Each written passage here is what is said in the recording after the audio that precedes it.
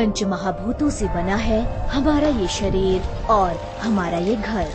कैसे ये पांच तत्व हमारे जीवन पर प्रभाव डालते हैं, आइए देखें।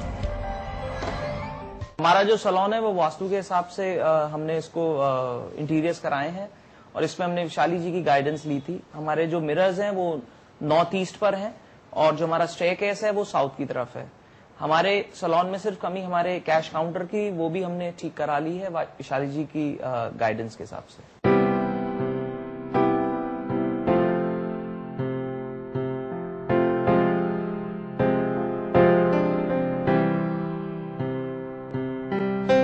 तो आइए दोस्तों, आपकी मुलाकात करवाते हैं विश्व विख्यात वास्तु विशेषज्ञ और पायरा वास्तु एक्सपर्ट मिसेस विशाली गुप्ता जी से। विशाली जी, आपका कार्यक्रम में बहुत बहुत स्वागत है। नमस्कार विशाली जी, जैसा कि हम सारे जानते हैं, आपने अभी तक शॉप्स का, दुकानों का, रेस्टोरेंट्स का, फैक्ट्रीज का, सभी का वास्तु किया है।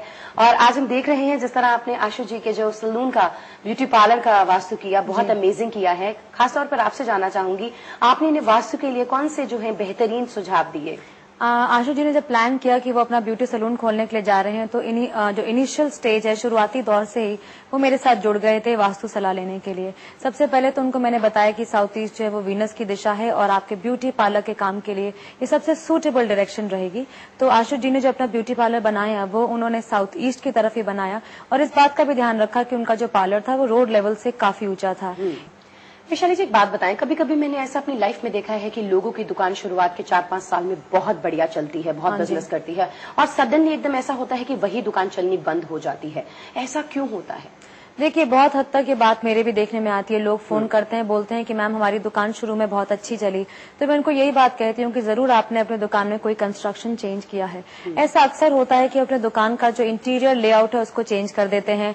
जो नॉर्थ हमारा पहले खाली होता है, नॉर्थ ईस्ट हमारा पहले खाली होता है, वहां पे हम कोई भारी सामान रख देते हैं, अपने शॉप को एक्सपैंड करने लगते हैं, वेट हम वहां पे डाल देते हैं, कैश काउंटर की लोकेशन कभी चेंज कर देते हैं। तो हम ये छोटी छोटी गलतियां कर देते हैं जिनको दर्शकों हम जान नहीं पाते कि हमने वो क्या गलती कर दी है जिसकी वजह से हमारा आता हुआ बिजनेस रुक गया। ये मेरे एक्सपीरियंस में अर्वशी, मेरे एक क्लाइंट थे जिन्होंने अपने शोरूम में केवल एक नॉर्थ वेस्ट का दरवाजा खोल दिया और दर्शकों, एक उस दरवाजे के खोलने से उनकी लाइफ में दिक्कतें इतनी ज्यादा बढ़ गई कि जिसका कि वो खुद भी अंदाजा नहीं लगा सकते थे। तो कभी कभी उर्वशी ऐसी छोटी छोटी त्रुटियां भी हमारे चले चलाए बिजनेस को ठप कर देती हैं। थोड़ा सा लीक से हटकर जरूर एक प्रश्न पूछना चाहूंगी, मेरे मन में आ रहा है बहुत देर से, कि वास्तु और ज्योतिष का विशाली जी क्या संबंध है?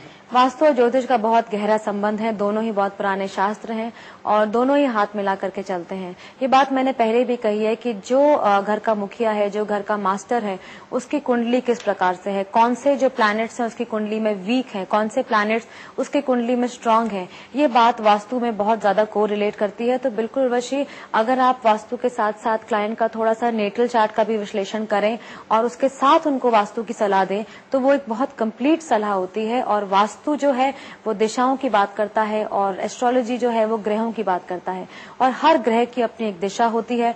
तो इस वजह से इन दोनों के बीच में एक बहुत गहरा संबंध है और दोनों ताकतों को, दोनों फोर्सेस को साथ मिला करके अगर हम अपना घर या फैक्ट्री बनाते हैं तो हमें अपने लाइफ में आगे बढ़ने से कोई नहीं रोक सकता। विशाली जी, आज की रियल लाइफ टिप आप क्या देंगी? बिल्कुल, हमारी जो रियल लाइफ टिप होती है हमारे रियलिटी में बहुत ज्यादा मैटर करती है। बात हो रही थी शॉप्स और शोरूम्स की, तो बताना चाहूंगी जो लोग कपड़े का जिनका शोरूम है, जिनके की गारमेंट्स की शॉप है, उनके लिए जो ट्रायल रूम की लोकेशन है वो बहुत ज्यादा इंपॉर्टेंट है। अगर आपने अपना ट्रायल रूम गलत जगह पे दे दिया, साउथ की दिशा में दे दिया और जो आपने शीशे हैं वो साउथ या वेस्ट की तरफ इसमें इंस्टॉल कर दिए, तो आपका जो ग्राहक है वो जो भी कपड़े लेकर अंदर जाएगा, इसकी संभावना बहुत कम है कि वो उसको पसंद करेगा।